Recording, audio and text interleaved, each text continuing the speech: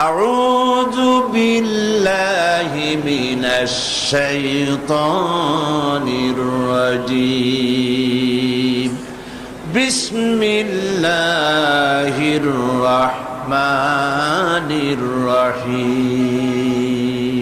বিতাড়িত মরদুদ শয়তানের ওয়াসওয়াসা থেকে আল্লাহর কাছে পানাহ চাই। পরম করুণাময় আল্লাহর নামে শুরু করছি। আল্লাহ পাক যেন আমাদেরকে আলোচনায় বরকত দান করেন, বলি আমিন। আমরা যা শুনি তা যেন আমল করতে পারি, বলি আমিন। গোটা মুসলিম উম্মাহকে আল্লাহর কথা বোঝার তৌফিক দান করুন। আল্লাহ পাক বলছেন, ইয়া আইয়ুহাল্লাযীনা আমানু দুখুলু ফিস-সিলমি কাফা ولا تتبعوا خطوات الشيطان إنه لكم عدو مبين فإن زللتم من بعد ما جاءتكم البينات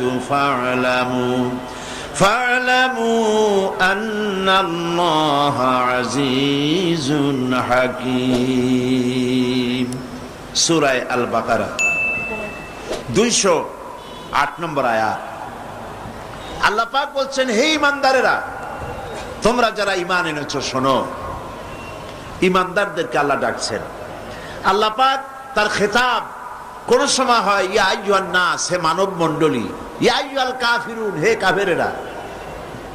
আল্লাহ পাক এইভাবে বিভিন্ন সময় বিভিন্ন খেতাব করেন, কোরআন শরীফে করেছেন। এই আয়াতের মুখাতিব, এই আয়াতে আল্লাহ পাক সম্বোধন করছেন কাদেরকে বলুন? মুমিনদেরকে। তোমরা যারা ঈমান এনেছো, তোমরা যারা পড়েছো লা ইলাহা ইল্লাল্লাহু মুহাম্মাদুর রাসূলুল্লাহ, এটা কমাইতে হবে। তোমরা যারা এই কালেমা পড়েছো, ঈমানের দাবি করেছো, শোনো। উদখুলু ফিস-সিলমি কাফা, সিলমের ভিতরে পরিপূর্ণভাবে পূর্ণাঙ্গ রূপে সিলমের মধ্যে দাখিল হয়ে যাও, ইসলামের মধ্যে পরিপূর্ণ রূপে প্রবেশ করো। ওয়ালা তাত্তাবিউ খুতুওয়াতিশ শাইতান ইন্নাহু লাকুম আদুউম মুবিন। আর শয়তানের পদাঙ্ক অনুসরণ করো না, নিশ্চয়ই মনে রেখে দিও শয়তান তোমাদের প্রকাশ্য দুশমন। আসুন আজকে এতটুকু আলোচনা করি, তারপরে সামনের দিকে চলবো ইনশাআল্লাহ, বলি ইনশাআল্লাহ। আল্লাহ পাক বলছেন সিলমের মধ্যে দাখিল হও। সিলমুন ইসলামের মূল উৎপত্তি শব্দ, মাদ্দা, অরিজিন, সেটা হলো সিলমুন। সিলমুন শব্দের অর্থ হচ্ছে আপোষ রফা করা। আপোষ রফা করো, সিলমের মধ্যে দাখিল হও, অর্থাৎ সারেন্ডার হও, আত্মসমর্পণ করো। মুমিনদেরকে বলা হচ্ছে। আত্মসমর্পণ কার কাছে? ইসলামকে বলা হয় শান্তির ধর্ম, বলা হয় কিনা? প্রায় লোকেরা বলে ইসলাম হলো শান্তির ধর্ম, কিন্তু শান্তির ধর্ম এটা একটা আপেক্ষিক কথা। ইসলাম শান্তির ধর্ম ঠিক, কিন্তু শর্ত সাপেক্ষ। সিলমের মধ্যে যারা আত্মসমর্পণকারী, ইসলাম তাদের জন্য শান্তির ধর্ম। কথা বুঝতে পেরেছেন? এই জন্য সিলমের মধ্যে দাখিল হও, আত্মসমর্পণ করো। এই আত্মসমর্পণের কথা দেখুন আল্লাহ পাক শিখাচ্ছেন। দেখো আত্মসমর্পণ কাকে বলে। কোরআনের এক আয়াতের ব্যাখ্যা আর এক আয়াত। এই জন্য কোরআন শরীফের উত্তম তাফসীর হচ্ছে কোরআন দিয়ে কোরআনের তাফসীর করা। আমরা সেই চেষ্টাই করি, কোরআন দিয়ে কোরআনের তাফসীর। আল্লাহ রাব্বুল আলামিন বলছেন, আফা গায়রা দীনিল্লাহি ইয়াবগুন ওয়া লাহু আসলামা মান ফিস সামাওয়াতি ওয়াল আরদি তাওআন ওয়া কারহা। আফা গায়রা দীনিল্লাহি ইয়াবগুন, তোমরা কি আল্লাহর দেওয়া জীবন ব্যবস্থাকে ছেড়ে দিয়ে অন্য কোন মতবাদ, অন্য কোন আদর্শ তালাশ করো? ওয়ালাহু আসলামা, এই দেখুন এখানে সিললাম, সিলমুন শব্দ এখানেও আছে। ওয়ালাহু আসলামা, মান ফিস সামাওয়াতি ওয়াল আরদ, অথচ আকাশে যা আছে জমিনে যা আছে আসলামা, সবাই আত্মসমর্পণ করেছে কার কাছে বলুন তো? ইচ্ছায় হোক অনিচ্ছায় হোক আত্মসমর্পণ করেছে কার কাছে? আল্লাহ পাকের কাছে। সূর্যের দিকে তাকায় দেখেন, চন্দ্রের দিকে তাকিয়ে দেখুন, চাঁদের ক্ষমতা নাই দিনের বেলায় উদিত হয়ে সূর্যের আলোকে কমায় দেয়, আবার সূর্যের ক্ষমতা নাই পশ্চিম দিক থেকে উদিত হয়, অথবা রাতের বেলায় এসে বাংলাদেশের জমিনে রাতের বেলায় উদিত হয়, এই ক্ষমতা নাই। চন্দ্র সূর্য একে অপরকে অতিক্রম করতে পারে না, কেউ কাউকে বাধাও দিতে পারে না। কোরআন শরীফ আল্লাহ পাক সূরা ইয়াসিনের ভিতরে পরিষ্কার করে বলেছেন, লাশ-শামসু ইয়ানবাগি লাহা আন তুদরিকাল কামারা ওয়ালাল-লাইলু সাবিকুন নাহার ওয়া কুল্লুন ফি ফালাকিন ইয়াসবাহুন। প্রবল জ্ঞানী হইবে যাহারা, আপন মনেতে বুঝিবে তাহারা, রাত্রি পারে না আগে যাইবার, দিনের স্থান করি অধিকার। চন্দ্র বাঁধে না সূর্যের গায়েতে, সূর্য পারে না চন্দ্রকে ধরিতে, যার যে স্থান বহল রাখিয়া ভ্রমণ করিছে খোদাকে ডরিয়া। প্রত্যেকে আল্লাহকে ভয় করে চলছে, কেউ দাঁড়ায় নাই, চন্দ্র দাঁড়ানো নাই, সূর্য দাঁড়ানো নাই। ওয়াকুল্লুন ফি ফালাকিন ইয়াসবাহুন, সব আপন আপন কক্ষপথে ঘুরছে, মারামারি নাই, সংঘর্ষ নাই। চাঁদের সাথে সূর্য ধাক্কা লাগে না, গ্রহে নক্ষত্রে নক্ষত্রে ধাক্কা লাগে না, সব যার যার কক্ষপথে চলছে। কার হুকুম মানে? আল্লাহ পাক বলছেন ওয়ালাহু আসলামা, সব আনুগত্যের মস্তক আমার সামনে নত করে দিয়েছে। সুবহানাল্লাহ বলবেন না? মহাশূন্যের দিকে তাকিয়ে দেখুন একই অবস্থা। জঙ্গলের ভিতরে তাকিয়ে দেখেন, সেখানেও জঙ্গলি প্রাণীরা আল্লাহর আইন মেনে চলতেছে, সেখানেও আল্লাহর আইন ভঙ্গ করা হচ্ছে না। সমুদ্রের ভিতরে, দরিয়ার ভিতরে যত জলচর প্রাণী আছে সবগুলি যার যার আপন আপন পথে পথে চলছে, মারামারি নাই, সংঘর্ষ নাই। ওয়ালাহু আসলামা, যা কিছু আছে আকাশে, যা কিছু আছে জমিনে, সব আল্লাহর সামনে মাথা নত করে দিয়েছে। সুবহানাল্লাহ, সব আল্লাহর আইন মেনে চলছে। ওয়ালাহু আসলামা মান ফিস সামাওয়াতি ওয়াল আরদ। সারেন্ডার করো, সারেন্ডার করো, আত্মসমর্পিত হও। মুমিনদের কাছে আল্লাহ পাকের এটাই হচ্ছে হুকুম, অর্ডার। এই সারেন্ডারের নমুনা, আত্মসমর্পণের নমুনা আল্লাহ পাক এই জাতির পিতাকে দিয়ে আল্লাহ পাক দুনিয়ার মানুষকে শিখাইছেন আত্মসমর্পণ কারে বলে। এই জাতির পিতাকে দিয়ে আল্লাহ পাক বুঝাইছেন কে জাতির পিতা, কে জাতির পিতা। এ ব্যাপারে কোনো আপোষ নাই, বিতর্কও নাই, ঠিক কিনা বলেন? মুসলমানদের জাতির পিতা নিয়ে কোনো বিতর্ক নাই, কোন আপোষ নাই। হযরত ইব্রাহিম আলাইহিস সালামকে আল্লাহ পাক বলেছেন আসলিম, সারেন্ডার করো, আত্মসমর্পণ করো। হযরত ইব্রাহিম আলাইহিস সালাম কোনো প্রশ্ন করেন নাই কোন ব্যাপারে আত্মসমর্পণ করব, কি ব্যাপারে করব, কোনো প্রশ্ন করেন নাই। হযরত ইব্রাহিম তার রবের পক্ষ থেকে যখন বলা হয়েছে আত্মসমর্পণ করো, সারেন্ডার করো, তিনি সঙ্গে সঙ্গে জবাব দিয়েছেন আসলামতু লিরাব্বিল আলামিন। বিনা বাক্য ব্যয়, কোনো প্রশ্ন ছাড়াই সারেন্ডার হয়ে গেলাম, মাথা নত করে দিলাম। সুবহানাল্লাহ, মাথা নত করে দিলাম। কারে বলে আত্মসমর্পণ? আত্মসমর্পণের নমুনা, মুসলমান হওয়ার নমুনা। মুসলমান মানেই তো হচ্ছে আত্মসমর্পণ করা। আল্লাহ যা বলেন সেইটা, আল্লাহ যা নিষেধ করেছেন সেটা থেকে ফিরতে হবে, আল্লাহ যা অর্ডার করেছেন সেটা মানতে হবে। আমরা কি তা করি? আমরা কি তা করি? সেই জন্য আল্লাহ পাক বলছেন মুমিনেরা ঈমানের দাবি তো করছো, কিন্তু ইসলামের মধ্যে পুরোপুরি দাখিল হও নাই। ইসলামের মধ্যে পরিপূর্ণভাবে দাখিল হতে হবে। বললেই হবে না আমি আল্লাহর উপর ঈমান এনেছি। কোরআনে কারীমের প্রথম রুকুতে আল্লাহ পাক বলেছেন ومن الناس من يقول آمنا بالله وباليوم الآخر وما هم بمؤمنين। লোকেদের মধ্যে এমন অনেক লোক আছে যারা বলে আল্লাহর প্রতি ঈমান এনেছি, পরকালের উপরে বিশ্বাস করেছি। আল্লাহ পাক বলছেন ওমা হুম বিমুমিনিন, এরা মুমিন না। কেন বললেন এই কথা? এই জন্য বলেছেন এদের মুখের কথার সাথে কাজের কোনো মিল নাই। এই জন্য আসলামা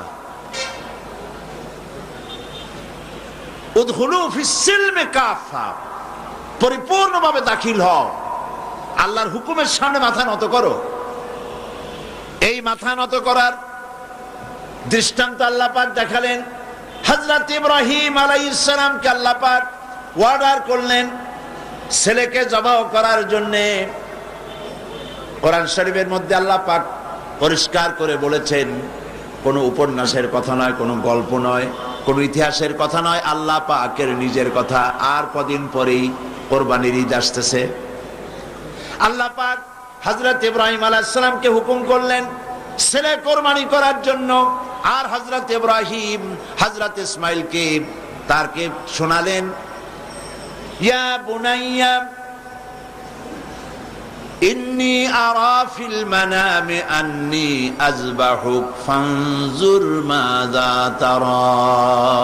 হে কলিজার টুকরা সন্তান, আমি স্বপ্ন দেখেছি যেন আমি তোমাকে জবাহ করছি। ফানজুর মাযা তারা, এখন তোমার মত কি, রায় কি, অভিমত কি, শোনাও আমাকে। তিনি কি বলছিলেন? হযরত ইসমাইল বলছিলেন যে আপনি এতদিন পর্যন্ত আমার মায়ের খবর রাখেন নাই, আমার খবর রাখেন নাই, আমাদের ফালায় গেছেন মরুভূমির মধ্যে, পানি খাবার কিচ্ছু দেন নাই, আজকে জবাহ করতে আসছেন কোন অধিকারে? একথা বলেছেন? বলেছেন? বরং তিনি হযরত ইসমাইল হযরত ইব্রাহিম যেটা করলেন সেটাও তিনি আল্লাহর সামনে মাথা নত করলেন, ঠিক কিনা? হযরত ইসমাইল যেটা করলেন সেটাও তিনি আল্লাহর সামনে মাথা নত করেছেন। হযরত ইসমাইল বললেন, ইয়া আবাতি ফাআল মা তুমারু সাতাজিদুনি ইনশাআল্লাহু মিনাস সাবিরিন। ইয়া আবাতি ফাআল, হে পিতা আপনি তাই করুন, মা তুমার, যে বিষয়ে আপনাকে আদেশ করা হয়েছে। লক্ষ্য করুন, ইব্রাহিম আলাইহিস সালাম বলেছেন আমি স্বপ্নে দেখছি, আমি স্বপ্ন দেখেছি আমি তোমাকে যেন জবাহ করছি। আর হযরত ইসমাইল বললেন আপনি যে আদিষ্ট হয়েছেন তাই করেন। তার মানে ইসমাইল বুঝতে পেরেছেন পয়গম্বরের স্বপ্ন স্বপ্ন নয়, এটা আল্লাহর ওহী, হুকুম। জবাহ করেন, আমাকে আপনি ধৈর্যধারীদের মধ্যে পাবেন। এখন দেখেন এই যে উদখুলু ফিস সিলমি কাফা, এই সিলমুন শব্দ ওখানে এসেছে। আল্লাহ পাক বলছেন ফালাম্মা আসলামা ওয়া তাল্লাহু লিল জাবিন। ফালাম্মা আসলামা, যখন দুজনই রাজি হয়ে গেছে, আত্মসমর্পণ করেছে। কোন দুজন? হযরত ইব্রাহিম আর হযরত ইসমাইল, দুজনই আত্মসমর্পণ করে দিয়েছেন আল্লাহর সামনে এবং ঘাড় কাত করেছেন। সেই ঘটনা বলার উদ্দেশ্য আমার না, আমার বলার উদ্দেশ্য আত্মসমর্পণ করা। উদখুলু ফিস সিলমি কাফা, ইসলামের মধ্যে, সিলমের মধ্যে পরিপূর্ণ দাখিল হও, আত্মসমর্পণ করো কমপ্লিটলি, কোন শর্ত ছাড়াই। তার অর্থ হচ্ছে আপনার এবং আমার নিজের মর্জি মোতাবেক কোনো কাজ করতে পারবো না, সবটাই আল্লাহর হুকুম মতো করতে হবে। এর নাম মুসলমান। এর নাম কি? মুসলমান। আপনার ইচ্ছা আপনি কিছু করতে পারবেন না, করবেন কার ইচ্ছা মতো? আল্লাহ পাকের ইচ্ছা মতো করতে হবে। কারণ হলো আল্লাহ রাব্বুল আলামিন বলেছেন ইন্নাল্লাহা আশতারা মিনাল মুমিনিনা আনফুসাহুম ওয়া আমওয়ালাহুম বিআন্না লাহুমুল জান্নাহ। নিশ্চয়ই আমি আমার মুমিনের জান এবং মালকে খরিদ করে নিয়েছি, আর বিনিময় আমার মুমিনকে আমার জান্নাত দান করেছি। তোমার জান, তোমার মাল, সব কিছুকে আপনার আমার জান মাল কে কিনে নিয়েছেন? আল্লাহ খরিদ করে নিয়েছেন। বিনিময় কি দিয়েছেন? জান্নাত দিয়েছেন। সুতরাং আপনার ইচ্ছে মতো আপনার জান খরচ করতে পারবেন না, ইচ্ছে মতো মাল খরচ করতে পারবেন না। এই মাল আর জান খরচ করার পেছনে আল্লাহর রেজামন্দি আছে কিনা, আল্লাহর খুশি আছে কিনা, ওইটা বুঝে সেই রাস্তা করতে হবে। ইচ্ছে করলেই যেখানে সেখানে চাঁদা দিতে পারবেন না, ইচ্ছে করলেই যেখানে সেখানে অর্থ খরচ করতে পারবেন না, ইচ্ছে করলেই যেখানে সেখানে জীবন দিতে পারবেন না। মুসলমান যে ব্যক্তি কালেমা যে পড়েছে, তার জীবনকে দুই ভাগ করার কোনো উপায় নাই। আমরা তো দুই ভাগ অনেকে করে ফেলেছি। মুসলমান তার জীবনকে ইতিমধ্যেই দুই ভাগ করে ফেলেছে। একদিকে আল্লাহর কথা মতো নামাজ, রোজা, হজ, যাকাত, আর একদিকে অর্থনীতি, সমাজনীতি, রাজনীতি, নির্বাচন, ভোট, ইলেকশন, যা কিছু আছে সব আলাদা।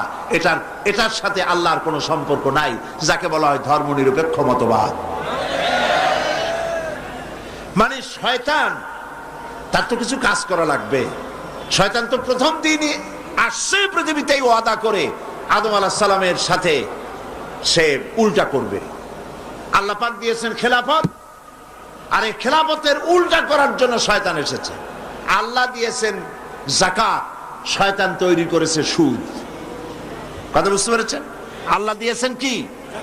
অর্থনৈতিক প্রবৃদ্ধির জন্য, অর্থনৈতিক উন্নতির জন্য, মানুষকে খেয়ে পরে বাঁচার জন্য, সুখের জন্য, সমৃদ্ধির জন্য, অর্থনৈতিক ইকোনমিক ইকুয়ালিটির জন্য আল্লাহ পাক দিয়েছেন যাকাত। শয়তান এর মোকাবেলায় তৈরি করেছে সুদ। আল্লাহ দিয়েছেন ইসলাম, আর শয়তান তৈরি করেছে ধর্মনিরপেক্ষ মতবাদ। ধর্মনিরপেক্ষ মতবাদের স্রষ্টা কে? বলেন কে? শয়তান। এই ধর্মনিরপেক্ষ মতবাদ সম্পর্কে আমি আলোচনা করব ইনশাআল্লাহ। তো আল্লাহ পাক দিয়েছেন ইসলাম। ইসলামের মধ্যে দাখিল হও, এবং ইসলামের মধ্যে দাখিল হওয়ার অর্থই হচ্ছে পূর্ণাঙ্গ ইসলামকে মেনে নেওয়া। তাহলেই শান্তি আসবে। শুধু নামাজ, রোজা, হজ, যাকাত করলেই শান্তি আসবে না, পরিপূর্ণ ইসলাম মানতে হবে। কথা বুঝতে পেরেছেন? পরিপূর্ণ ইসলাম মানলে তখনই শান্তি আসবে, এর আগ পর্যন্ত আসবে না। সন্ত্রাস বন্ধ হবে না, দুর্নীতি বন্ধ হবে না, মারামারি কাটাকাটি বন্ধ হবে না, যতক্ষণ পর্যন্ত পূর্ণাঙ্গ ইসলাম মুসলমানেরা গ্রহণ না করে। সেই হাদিসের কথা কয়েকবার বলেছি, আজও মনে এলো। হযরতে খাব্বাব বিন আল-আরিত রাদিয়াল্লাহু তাআলা আনহু, তিনি এই হাদিসখানা রিওয়ায়াত করছেন। তিনি বলছেন, আমরা একবার নবী করিম সাল্লাল্লাহু আলাইহি সাল্লামের কাছে গেলাম। ওয়ান খাব্বাব বিন আল-আরিত রাদিয়াল্লাহু তাআলা আনহু আন্নাহু ক্বাল শাকাউনা ইলা রাসূলিল্লাহ সাল্লাল্লাহু আলাইহি ওয়াসাল্লাম ওয়া হুয়া মুতাওয়াসসাদুন বুরদাতুন লাহু ফি জিল্লিল কাবা। তিনি বললেন, আমরা নবী করিম সাল্লাল্লাহু আলাইহি ওয়াসাল্লামের কাছে গেলাম, যে দেখি নবীজি কাবা শরীফের ছায়ায় চাদর মুড়ি দিয়ে আরাম ফরমাচ্ছেন। আমরা কাছে গিয়ে বললাম, আলা তাস্তানসিরু লানা আলা তাদউ লানা ইয়া রাসূলুল্লাহ, হে রাসূল, আপনি কি আমাদের জন্য আল্লাহর কাছে সাহায্য প্রার্থনা করবেন না? আপনি কি আমাদের জন্য আল্লাহর কাছে দোয়া করবেন না? আমরা তো মার খেতে খেতে শেষ হয়ে গেলাম। আমাদের খাব্বাবকে তারা মারছে, খুবাইবকে মারছে, আম্মারকে, সোয়াইবকে, বেলালকে মেরে শেষ করে ফেলছে। খাবার নাই, পরার নাই, কত কষ্ট আমাদের। নবীজি উঠে বসলেন, বুখারীর হাদিস। নবীজি উঠে বসলেন, বললেন, খাব্বাব শোনো, শোনো খাব্বাব, তোমাদের আগে এই পৃথিবীতে দ্বীনের দাওয়াত দিতে যারা এসেছিলেন, ইসলামের দাওয়াত দিতে যারা এসেছিলেন, তাদেরকে ধরা হতো। ফায়ুখাজুর রাজুল, তাদেরকে সমকালীন রাষ্ট্র শক্তি তাদের ধরত। ফায়ুহফারু লাহু ফিল আরদ, এবং তার জন্য জমিনের মধ্যে গর্ত খনন করা হতো। ফায়ুজআলু ফিহা, এরপরে সেই গর্তের ভিতরে তাকে কোমর পর্যন্ত ডাবায় দেওয়া হতো। সুম্মা ইউতা বিল মানশার, এরপরে করাত আনা হতো। ফায়ুদাউ আলা রাসিহি, এরপরে এই করাতটা তার মাথার উপরে রাখা হতো। ফায়ুজআলু নিসফাইন, করাত দিয়ে চিরে জীবিত মানুষটাকে দ্বিখণ্ডিত করে ফেলা হতো। মা ইয়াসুদ্দুহু যালিকা আন দীনিহি, এত কষ্ট দেওয়ার পরেও একজন ইসলামের দায়ীকে তারা ইসলামের রাস্তা থেকে এক চুলও সরাইতে পারে নাই। আল্লাহর নবী বলেন, শোনো খাব্বাব, ওয়াল্লাহি লা ইউতাম্মান্নাল্লাহু হাযাল আমরা হাত্তা ইয়াসিরুর রাকিবা মিন সানা ইলা হাযরামাউত। তিনি বলছেন, শোনো খাব্বাব, আমি আল্লাহর নামে কসম করে বলি, আমি আল্লাহর নামে কসম করে বলি, সেই দিন বেশি দূরে নয় যেদিন ইয়েমেনের রাজধানী সানা থেকে শুরু করে হাজরামাউত পর্যন্ত লোকেরা যাতায়াত করবে, মানুষেরা চলাফেরা করবে, নারী তার সৌন্দর্যের পসরা নিয়ে, ব্যবসায়ীরা তাদের পুঁজি নিয়ে রাস্তা দিয়ে, মরুভূমি দিয়ে দিনেও চলবে, রাতেও চলবে। লা ইয়াখাফু ইল্লাল্লাহ, আল্লাহর ভয় ছাড়া মানুষের মনে আর কোনো ভয় থাকবে না। সুবহানাল্লাহ, সুবহানাল্লাহ। মানুষের মনে আর কোনো ভয় থাকবে না। ওয়ালাকিন্নাকুম তাস্তাজিলুন, তোমরা তাড়াহুড়ো করছো, অপেক্ষা করো, এরকম সমাজ আসবে। কোরআন সেই সমাজ কায়েম করেছিল, ওই মুসলমান তৈরি করেছিল, যেই মুসলমান ইসলামকে পরিপূর্ণরূপে জীবনের সকল ক্ষেত্রে মানত। ব্যক্তিতে, পরিবারে, সমাজে, রাষ্ট্রে, জীবনের সব জায়গায় ইসলামকে তারা মানত বলেই এই শান্তি তাদের ভিতরে এসেছিল। এই জন্য আল্লাহ পাক বলছেন, ইয়া আইয়ুহাল্লাযীনা আমানু দুখুলু ফিস সিলমি কাফা, ও বিশ্বাসীরা, তোমরা যারা ঈমান এনেছো, শোনো, ইসলামের ভিতরে সিলমের মধ্যে পরিপূর্ণরূপে দাখিল হয়ে যাও। একটু আটটু নয়, পরিপূর্ণরূপে দাখিল হয়ে যাও। সেটা কিভাবে?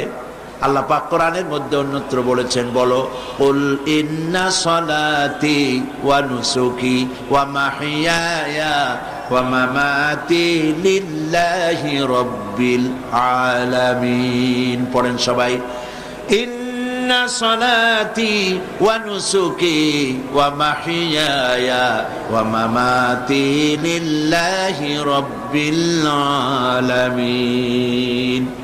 বলো, ইন্না সলাতি, নিশ্চয় আমার নামাজ, আমার কোরবানি, আমার হায়াত, আমার মত সব আল্লাহর জন্য। কার জন্যে? আল্লাহর জন্য। সবটা আল্লাহর জন্য। আমার হায়াত, আমার মত, আমার নামাজ, আমার বেঁচে থাকা, আমার মরে যাওয়া সব আল্লাহর জন্য। জীবনের কোন একটি অংশ আপনি আলাদা করতে পারবেন না আল্লাহর হুকুম থেকে। আপনি যখনই পড়েছেন লা ইলাহা ইল্লাল্লাহ, তখন ইমানের এই দড়ি দিয়ে হাত পা সব বান্ধা হয়ে গেছে। সুবহানাল্লাহ বলেন। প্রশ্ন করতে পারেন, কেউ প্রশ্ন তুলতে পারে যে লা ইলাহা ইল্লাল্লাহর অর্থ হলো আল্লাহ ছাড়া কোনো ইলাহ নাই, মুহাম্মদ সাল্লাল্লাহু আলাইহি ওয়াসাল্লাম আল্লাহর প্রেরিত রাসূল। এইটুকুন কথা বললে পরে আমার নামাজ, রোজা, হজ, যাকাত, আমার ব্যবসা বাণিজ্য, চলাফেরা, ওঠা বসা, অর্থনীতি, রাজনীতি, গোষ্ঠীযুদ্ধা, এইটার সাথে বাঁধা গেল কেমনে? প্রশ্ন উঠতে পারে। এটা আমি এইভাবে বুঝাই, দৃষ্টান্তটা এভাবে দেই। যখন লোকেরা বিবাহ করে, বিবাহ করার সময় মেয়েকে বলা হয়, কনেকে বলা হয়, অমুকের ছেলে অমুকের সাথে এত টাকা মহারানায় তোমাকে তার নিকাহে সবর্দ করা হচ্ছে। মহিলা তখন মৌন সম্মতি অথবা মুখ খুলে বলে আলহামদুলিল্লাহ, কবুল করলাম, একটা কিছু বলে বা চুপ করে থাকে। আর পুরুষকে যখন বলা হয় অমুকের মেয়ে অমুককে এত টাকা মহারানায় তোমার বিবাহে, তোমার নিকাহে সবর্দ করা হচ্ছে, সে তখন আলহামদুলিল্লাহ বলে, কবুল বলে, গ্রহণ করলাম বলে। কথা তো বললো কবুল। এখন দেখুন, কিছুদিন যাওয়ার পর যদি ওই মেয়ে লোকটি, স্ত্রী, সে যদি বলে যে আমার কাপড় ছিঁড়ে গেছে, কাপড় এনে দাও, আমি অসুস্থ হয়েছি, আমাকে চিকিৎসা করাও, আমি বাপের বাড়ি যাব, খরচ দাও, ইত্যাদি যদি বলে। আর যদি তখন স্বামী বলে যে আমি তো বিয়ের সময় শুধু কবুল বলছিলাম, তোমার শাড়ি কিনে দেওয়া লাগবে, তোমার চিকিৎসা করার লাগবে, তোমার বাপের বাড়ি পাঠাবার খরচ আমার দেওয়া লাগবে, এই সব কথা তো আমি স্বীকার করি নাই। আবার উল্টাটা দেখেন, স্ত্রীকে যদি স্বামী বলে আমার জন্য রান্না করো, তাড়াতাড়ি আমি অমুক জায়গায় যাব, অথবা আমাকে এক গ্লাস পানি দাও, অথবা মশারিটা টানায় দাও, অথবা আমার কাপড় চোপড় ধুয়ে দাও। বউ যদি বলে আমি তো শুধু চুপ করেছিলাম, তোমার কাপড় চোপড় ধুয়ে দেওয়া লাগবে এই কথা তো তখন হয়নি, তোমার বিছানা গুছাই দিতে হবে এই কথা তো তখন হয়নি। এটা যদি বলে তাহলে এই বিবাহ টিকবে? টিকবে এই বিবাহ? অর্থটা কি দাঁড়ালো? অর্থ দাঁড়ালো এই বিবাহ বন্ধনের সময় মহিলাটি যে মৌন সম্মতি দিয়েছেন আর পুরুষটি যে কবুল বলেছেন, আলহামদুলিল্লাহ বলেছেন, এই কবুলের মধ্যে স্বামী স্ত্রীর উভয়ের সুখ, সৌন্দর্য, শান্তি, নিরাপত্তা, আদান প্রদান যা কিছু সব, খাওয়া পরা বিছানা ইত্যাদি সব এই কথার মধ্যে এসে গিয়েছে। স্ত্রীর পুরো দায়িত্ব স্বামীর উপরে এসেছে, স্বামীর পুরো দায়িত্ব স্ত্রীর কাছে চলে গিয়েছে একটা কবুল শব্দ বলার কারণে। কথাটা ঠিক কিনা? ঠিক অনুরূপ ভাবে বুঝতে চেষ্টা করুন।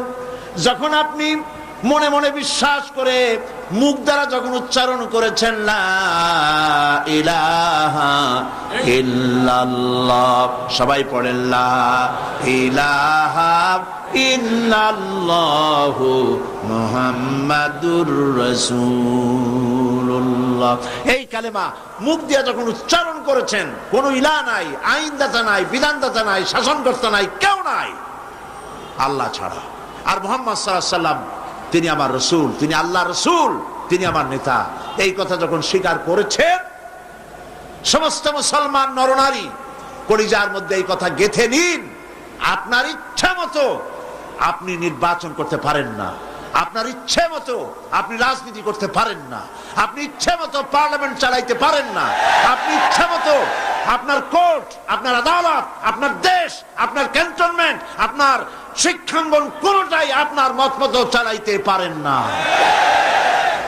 এমন কোন আইন চালাতে পারবেন না, এমন কোন আইন প্রণয়ন করতে পারবেন না যেটা করতে গেলে আল্লাহর আইনের সঙ্গে সাংঘর্ষিক হয়ে যায়। আপনার জনগণ, আপনার দেশকে সামনে রেখে আইন তৈরি করা, বিভিন্ন কার্যক্রম পরিচালনা করা, সবটাই আপনি করতে পারবেন, তবে আপনার মেইন লক্ষ্য থাকবে আমি যা করতেছি আল্লাহর হুকুমের সাথে যেন সাংঘর্ষিক কন্ট্রাডিকশন না হয়। কথা বুঝতে পেরেছেন? এমন আইন করতেই পারবেন না, এমন বিল পাশ করতেই পারবেন না যে আইন, যে বিল পাশ করলে কোরআনের সাথে বিরোধিতা হয়। বুঝে আসছে কথা? কাজী যখন আমি মুসলমান, আল্লাহর কথা হচ্ছে নামাজ, দাড়ি, টুপি আর লম্বা জামা, এটাই মুসলমান হওয়ার জন্য শর্ত নয়। দাড়ি, টুপি, জামা ইত্যাদি গুলি তো লাগবেই। আবার কেউ ভুল বুঝবেন না, আমরা তো বলি একরকম, লোকেরা বোঝে আবার আর এক রকম, নানান রকমের বুঝ। হয়তো বলেই বসবে, সাইদি সাহেব গত রাত্রে ওয়াজ করেছেন, কালকে হয়তো পত্রিকা দেখা যাবে, কোন পত্রিকা শরীফে লাগবে যে উনি বলেছেন দাড়ি টুপি এগুলা কোনো বেহুদা জিনিস, লাগবেই না। কথা তো এটা না, কথা হচ্ছে দাড়ি টুপি লাগবে, যেমন পুলিশের ইউনিফর্ম লাগবে। কথা বুঝছেন? এখন পুলিশের ইউনিফর্ম, বিডিআর এর ইউনিফর্ম, আর্মির ইউনিফর্ম, দেখছেন না ইউনিফর্ম, জামা, তার উপর এখানে র্যাঙ্ক লাগানো, ফিতা লাগানো, বাঁশি লাগানো, বারান্দাওয়ালা টুপি, প্যান্ট শার্ট ইত্যাদি, যার যেরকম র্যাঙ্ক সেই র্যাঙ্ক অনুযায়ী এগুলি পড়তে হয়। এখন কোন আর্মি, কোন বিডিআর, কোন পুলিশ মনে করলো যে আমি ইউনিফর্ম যখন পরেছি তখন আর অসুবিধা কি, সে শুয়ে শুয়ে সিগারেট টানতেছে অথবা গল্প করতেছে। সীমান্তে দামামা বেজে উঠেছে, সরকারের পক্ষ থেকে অর্ডার করা হয়েছে সীমান্তে চলে যাও সবাই, সমস্ত সেনাবাহিনী, বিডিআর, এয়ারফোর্স, নেভাল ফোর্স সব যুদ্ধের জন্য প্রস্তুতি নাও। এরা মনে করতেছে যে যখন ইউনিফর্ম পরছি আমার চাকরি যায় কই, ঠ্যাঙ্গের উপরে ঠ্যাং ফেলাইয়া সিগারেটে টান দিয়া উপরে ফু দিয়া তাকায়, তাকে ফু গেল কদ্দু, চাকরি থাকবে? চাকরি থাকবে না। আবার ইউনিফর্ম ছাড়া যদি যুদ্ধে লাফায় পড়ে, মার খাওয়া ছাড়া পথ আছে?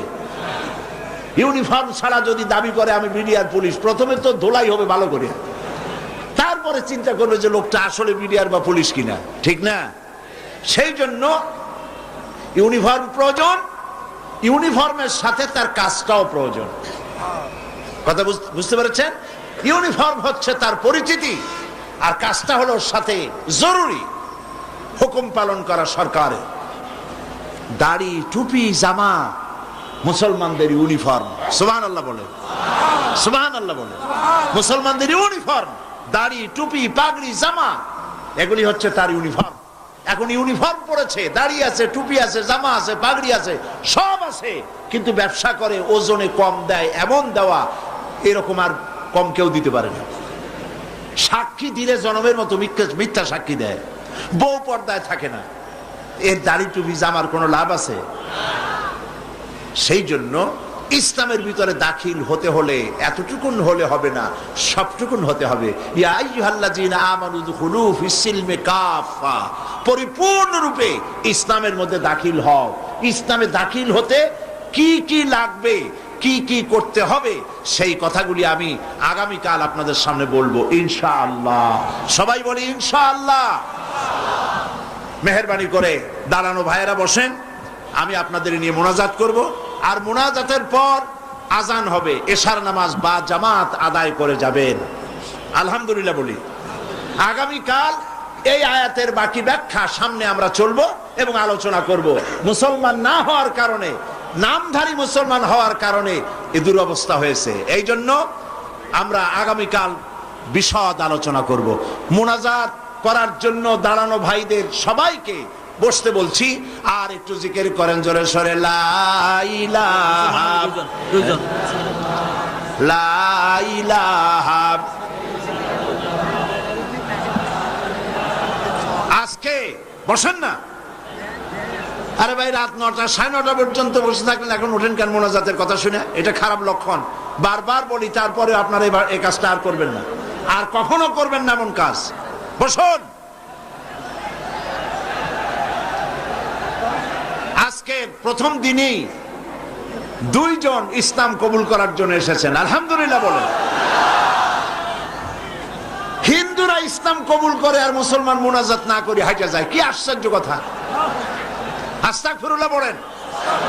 বসেন আর জিকির করেন জোরে সরে, লা ইলাহা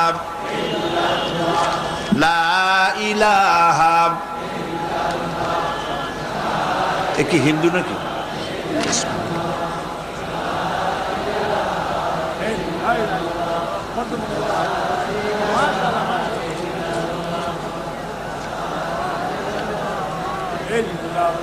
দুইজন ইসলাম কবুল করার জন্য এসেছেন। একজনের নাম হলো সুমন বড়ুয়া, পিতা হলো টিটন বড়ুয়া, বাড়ি হলো কেরানীরহাট, চট্টগ্রাম।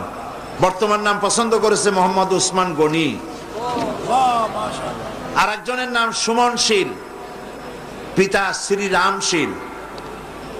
বর্তমান বাড়ি হলো পূর্ব বাকলিয়া, চাঁদগাঁও, চট্টগ্রাম। বর্তমান নাম পছন্দ করেছে মোহাম্মদ কামরুল হাসান। এসো।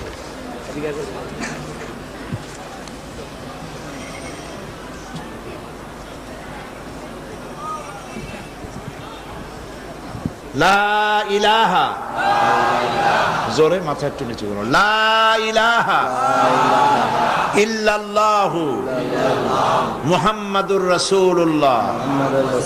আল্লাহ ছাড়া কোন উপাস্য নাই, মাবুদ নাই। মুহাম্মদ সাল্লাল্লাহু আলাইহি ওয়াসাল্লাম আল্লাহর প্রেরিত রাসূল। আশহাদু আন লা ইলাহা ইল্লাল্লাহু ওয়াহদাহু লা শারীকা লাহু ওয়া আশহাদু আন্না মুহাম্মাদান আবদুহু ওয়া রাসূলুহু। আমি সাক্ষ্য দিচ্ছি, জোরে বলো, আমি সাক্ষ্য দিচ্ছি আল্লাহ ছাড়া কোনো ইলাহ নাই, মাবুদ নাই, তিনি এক, তিনি একক, তার কোনো অংশীদার নাই। আমি আরো সাক্ষ্য দিচ্ছি মুহাম্মদ সাল্লাল্লাহু আলাইহি ওয়াসাল্লাম আল্লাহর বান্দা এবং তার প্রেরিত রাসূল। সকলে বলো আসসালামু আলাইকুম। সালাম দিয়েছে, আপনারা জবাব দেন। আমাদের এই 2 ভাই কিছুক্ষণ কয়েক মুহূর্ত আগ পর্যন্ত ছিল মুশরিক, এখন আমাদের তাওহীদবাদী ভাই, আমাদের মুসলমান ভাই, এবং এই দুইজন হলো এই মাহফিলের মধ্যে এখন নিষ্পাপ বেগুনাহ, কালেমা পড়ার কারণে আল্লাহ পাক তাদের পেছনের সমস্ত গুনাহ খাতাকে মাফ করে দিয়েছেন। আমি আপনাদের পক্ষ থেকে তাদের দুইজনকে আলিঙ্গন করছি।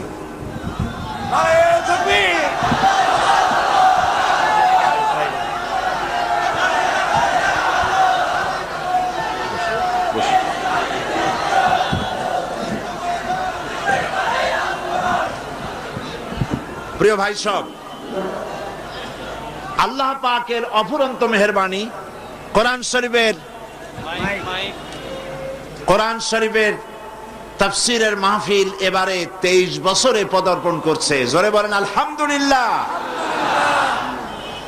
এই তাফসীরুল কোরআন মাহফিলের আয়োজনে প্রচুর টাকা খরচ হয়, আপনারা জানেন, এবং এই প্রচুর টাকা, এই খরচ আপনারাই বহন করেন। কথা ঠিক কিনা বলেন? সবাই কথা স্বীকার করেন কিনা? তবে একজনে তো আর লক্ষ লক্ষ টাকা দেওয়া সকলের পক্ষে সম্ভব না। সবাই মিলে আপনারা দেন বলেই সমাজ কল্যাণ পরিষদ এইটা, তারা ঋণগ্রস্ত শেষ পর্যন্ত থাকে না। আমি চিটাগাং আসার আগে আমার বন্ধু, আমার ভাই, সমাজ কল্যাণ পরিষদের সম্মানিত সভাপতি আল্লামা হযরত মাওলানা শামসুদ্দিন সাহেব, তিনি আমাকে টেলিফোনে কয়েকবার বলেছেন এবারে কালেকশন খুবই কম, বিভিন্ন কারণে তাফসীর মাহফিল পরিচালনার জন্য যে অর্থ প্রয়োজন, ন্যূনতম টাকাও তাদের হাতে এখনো পৌঁছায় নাই। আমি বলেছি মাওলানা আপনি চিন্তা করবেন না, কোরআন শরীফের তাফসীরের মাহফিল, চট্টগ্রামের তাফসীরের মাহফিল কোনদিন ঋণগ্রস্ত থাকে নাই, ঋণগ্রস্ত থাকবে না ইনশাআল্লাহ। বলেন না ইনশাআল্লাহ? সেজন্যে আপনাদেরকে প্রত্যেক দিন টাকা নিয়ে আসতে হবে আর দিতে হবে, যাতে মাওলানা চিন্তাগ্রস্ত না হন, সমাজ কল্যাণ পরিষদ যেন দুশ্চিন্তাগ্রস্ত না হন, তারা যেন ঋণগ্রস্ত না থাকেন। সবাই বলেন আল্লাহ যেন কবুল করেন, বলেন আমিন। আমি মক্কা শরীফে গেছি, আমার কাছে কিছু কিছু লোক টাকা দিয়ে দিয়েছে, আমি সাথে সাথে সেগুলি তাহের সাহেব, যিনি এটার সেক্রেটারি, তার হাতে দিয়ে দিয়েছি। আমি গত কয়েকদিন আগে অস্ট্রেলিয়া থেকে চিঠি পেলাম। আমি গত বছর অস্ট্রেলিয়া মাহফিল করেছি, অস্ট্রেলিয়ার সিডনিতে এবং মেলবোর্নে। সিডনি মাহফিল করতে গিয়ে এক ভদ্রলোকের সঙ্গে দেখা হলো। তার নাম হলো অবসরপ্রাপ্ত মেজর কাজী জাহান মিয়া, যিনি আল কোরআন দ্য চ্যালেঞ্জ, মহাকাশ আল কোরআন দ্য চ্যালেঞ্জ 2 খণ্ড বই লিখেছেন বিজ্ঞানের উপরে, কোরআন দিয়ে, এত বড় বড় বই। আমি সে বই পড়ে লেখকের প্রতি আমি শুধু দোয়াই করতেছিলাম, তাকে আমি দেখিনি। সিডনিতে তার সাথে আমার দেখা হলো। সেই ভদ্রলোক কদিন আগে আমাকে এক চিঠি পাঠাইছে, আর চিঠির মধ্যে একটা চেক পাঠিয়ে দিয়েছেন। আমি আসার সময় আমার বড় ছেলে সেই চেকটা আমার হাতে ধরায় দিল। চিঠিটা পড়ে দেখলাম তিনি লিখেছেন যে আমার আগের দিনের মতো অবস্থা নাই, আমার আর্থিক অবস্থা খুবই অসুবিধা। আমার ছেলেমেয়েরা, ছোট্ট ছোট্ট ছেলেমেয়েরা খেলনা কেনার জন্য কিছু পয়সা জমায়েছিল। সেই পয়সাগুলি আমি তাদের বললাম যে তাফসীরুল কোরআন মাহফিল পৃথিবীর সেরা তাফসীর মাহফিল হয় চট্টগ্রামে, সমাজ কল্যাণ পরিষদ এই তাফসীরের মাহফিল আয়োজন করে। তোমাদের খেলনা না কিনা যদি এই পয়সাটা তাফসীরের মাহফিলে দাও, তোমরা যা জোগাড় করেছো বছর 2 ধরে, এই পয়সাগুলি তাহলে তাদের জন্য খুব উপকারে আসবে। উনি আমাকে চিঠিতে লিখলেন, ছোট ছেলে হাসি মুখে বলল, বাবা আমার খেলনা কেনার সব পয়সা আমি আল্লাহরে দিয়ে দিলাম, আল্লাহ আমাদের খেলনা কেনার পয়সা দেবে। ছোট্ট মানুষ তো, আল্লাহরে দিলাম, আল্লাহ আমাদের দিবেন। উনি আমাকে হিসাব করে দিলেন $700 উনি পাঠাইছেন। সেই চেক আমার কাছে আছে, আমি চেক মাওলানাকে হস্তান্তর করব। আর আপনারা প্রাণ ভরে দোয়া করবেন, সিডনিতে বসবাসরত অবসরপ্রাপ্ত মেজর কাজী জাহান মিয়া, তার ছেলে মেয়ে, তার মা বাপ, তার শ্বশুর শাশুড়িকে আল্লাহ পাক যেন কবুল করে নেন, জান্নাতুল ফেরদাউসে আল্লাহ যেন তাদের যাবার ব্যবস্থা করে দেন। ছোট্ট ছোট্ট বাচ্চারা খেলনা কেনার পয়সা চট্টগ্রাম তাফসীরের মাহফিলে দান করে, সিডনি থেকে, অস্ট্রেলিয়া থেকে। সুবহানাল্লাহ বলবেন না? আলহামদুলিল্লাহ বলবেন না? তাহলে আপনাদের কি করা উচিত আপনারাই এখন চিন্তা করেন।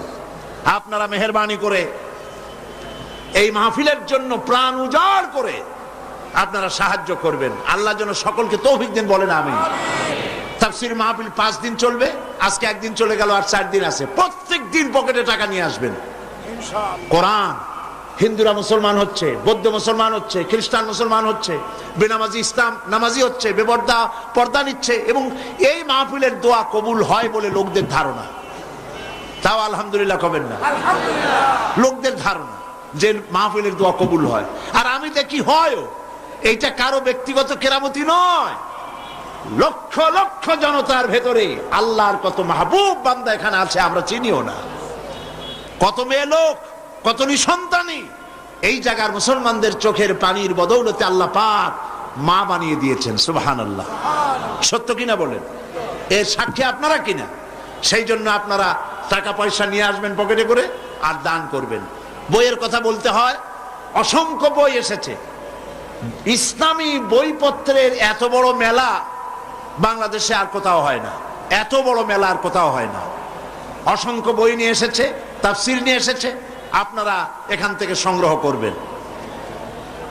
এবারে আমাকে অনেকেই বলেছেন কোরআন শরীফের তাফসীর লেখার জন্য। তাদের ধারণা, এটা তো বাস্তব কথা, আমি তো চিরকাল বাঁচবো না, মরে যাবো, আজ হোক কাল হোক। তাফসীর লেখার জন্য আমাকে বলেছে, কিন্তু তাফসীর লেখার সময় আমি পাবো কই? এলাকা, পার্লামেন্ট, সংগঠন, দেশ বিদেশ প্রোগ্রাম করে করে আমি সময় কুলাইতে পারি না। তারপরে আল্লাহর মেহেরবানি তাফসীর লেখা শুরু হয়েছে। 1995 সনে এই জায়গায় সূরা ফাতিহার তাফসীর করেছিলাম, মনে আছে আপনাদের? 5 দিন সূরা ফাতিহার তাফসীর শুনে সেইবারে 46 জন অমুসলিম ইসলাম কবুল করেছিলেন। আলহামদুলিল্লাহ। আল্লাহর এক বান্দা আব্দুল সালাম মিতুল তার নাম, ক্যাসেট থেকে উদ্ধার করেছে সেই কোরআন শরীফের তাফসীর সূরা ফাতিহার। সে নাম দিয়েছে তাফসীরে সাঈদী। 780 পৃষ্ঠার তাফসীর হয়েছে। বাংলা ভাষায় সূরা ফাতিহার সর্ববৃহৎ তাফসীর এটি। আলহামদুলিল্লাহ। কোরআন হাদিসে ভরা। এগুলি এনেছে 250 টাকা, তারা এর হাদিয়া রেখেছে দাম। আপনারা একজন আর একজনকে বলবেন, মেয়ে লোক পুরুষ লোক প্রত্যেক দিন এগুলি নিতে চেষ্টা করবেন। ফি জিলালিল কোরআন, তাফহিমুল কোরআন, তাফসীরের সম্ভার, ইসলামী সাহিত্যের সম্ভার দিয়ে এই মাহফিলের বইপত্র সমস্ত বুক স্টলগুলি ভরা আছে। সবাই বই কিনবেন, বই হাদিয়া দিবেন, তাফসীর খরিদ করবেন। আল্লাহ পাক সকলকে তৌফিক দান করুন। আল্লাহুম্মা আমিন।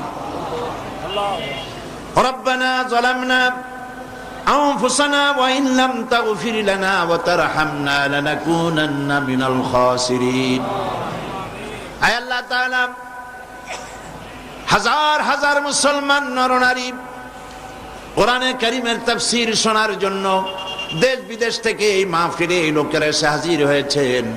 আল্লাহ তাআলা দয়া করে মেহেরবানি করে আলোচনার সব দুরুদ ও সালামের সওয়াব জনাবে মুহাম্মদুর রাসূলুল্লাহ সাল্লাল্লাহু আলাইহি সাল্লামের রূহ মুবারকে পৌঁছায় দাও। আয় আল্লাহ তাআলা, আমাদের মা বাপ যারা দুনিয়া থেকে বিদায় হয়ে গেছেন, আল্লাহ কবরটাকে জান্নাতের টুকরা বানায়া দাও। রব্বির হামহুমা কামা রব্বায়ানি সগীরা। সবাই পড়েন, রব্বির হামহুমা কামা রব্বায়ানি সগীরা। আয় আল্লাহ তাআলা,